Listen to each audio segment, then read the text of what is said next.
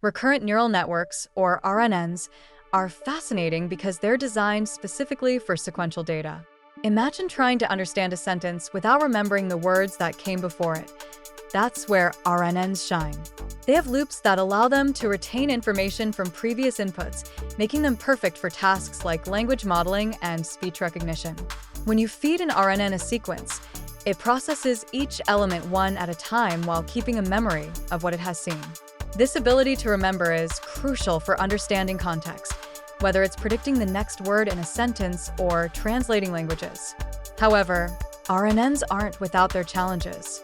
One major issue is the vanishing gradient problem, where the influence of earlier inputs fades away as the sequence gets longer.